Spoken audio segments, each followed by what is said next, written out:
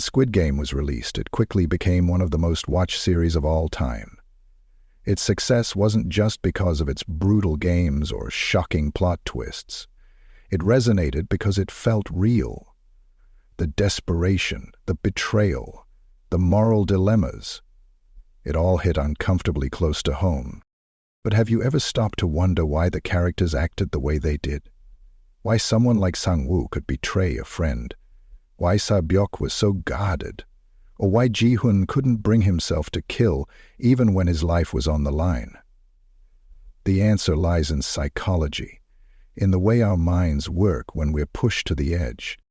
Today, we're diving deep into the psychology behind each main character in Squid Game, what drove their actions, and how their behavior mirrors real-life human nature. We'll also connect these actions to concepts from some of the most groundbreaking psychology books, like The Lucifer Effect by Philip Zimbardo, and Thinking, Fast and Slow by Daniel Kahneman. Get ready, because the truths we're about to uncover will shock you. Join-kyun, the battle between morality and survival. Let's start with Ji-hoon. He's the series' protagonist, but he's far from a hero.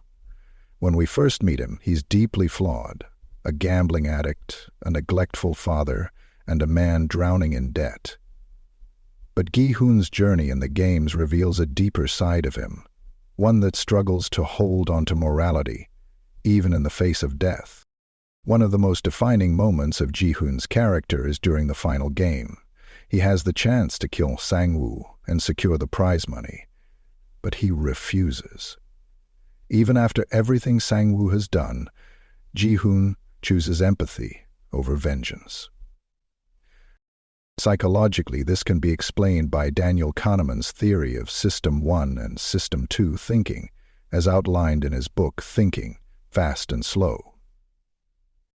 System 1 is the part of the brain that acts impulsively. It's emotional, reactive, and focused on survival. System 2 is slower and more deliberate. It's where our moral reasoning comes from. For most of the games, Gi-hoon's System 1 is in control. He's acting on instinct, doing whatever it takes to survive. But in the final moments, his System 2 takes over. He pauses, reflects, and makes a conscious choice to uphold his values. This internal struggle isn't unique to Gi-hoon. It's something we all face in moments of crisis. Do we act on impulse, or do we take a step back and think? Gi-hoon's decision reminds us that even in the darkest times, it's possible to choose humanity over desperation. Cho Sang-woo, the corruption of desperation. Now let's talk about Sang-woo, the man who many consider the true villain of Squid Game. Sang-woo starts as a symbol of success, a brilliant scholar, the pride of his community. But as the games progress, we see his dark side. He betrays Ali, manipulates Sa-byok, and ultimately takes his own life when he realizes the weight of his actions. Sang-woo's descent into moral decay is a textbook example of what Philip Zimbardo calls the Lucifer effect. This term, introduced in Zimbardo's book of the same name, explains how good people can be driven to commit evil acts. It's not about being inherently bad. It's about how circumstances shape behavior. In the games, Sang-woo faces immense psychological pressure. He's not just fighting for survival, he's also dealing with the shame of his failures in the outside world. To cope, he starts rationalizing his actions. This is where cognitive dissonance comes into play. Cognitive dissonance occurs when there's a conflict between our actions and our beliefs. For Sang-woo, betraying Ali goes against his sense of morality, but instead of feeling guilty, he convinces himself that it was necessary. This justification allows him to keep going those vulnerability. Seok's behavior can be explained by Maslow's hierarchy of needs. This psychological theory outlines the different levels of human motivation. At the bottom are basic needs, like food and safety. Higher up are emotional needs, like love and belonging. At the top is self-actualization, becoming the best version of yourself. For Sae-byeok, the lower levels dominate.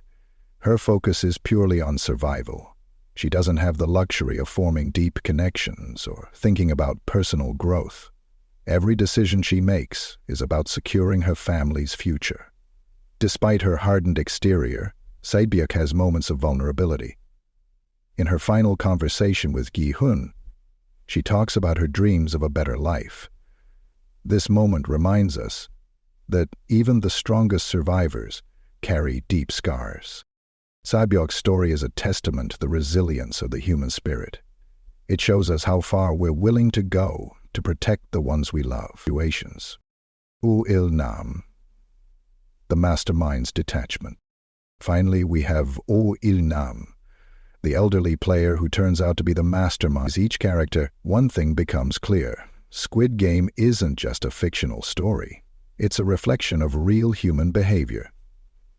It shows us how people act when pushed to the brink, when survival is on the line, and morality becomes a luxury. But here's the most unsettling truth. The choices the characters made aren't unique to them. Psychology tells us that given the right circumstances, we could all make similar decisions. Chapter 2. Would you betray a friend to survive? Would you manipulate others to protect your family? Or would you hold on to your values, even if it meant risking everything? Director Giago was looking for an answer. These are the questions Squid Game forces us to confront. And while there are no easy answers, one thing is certain. Understanding the psychology behind our actions can help us navigate the challenges of our own lives.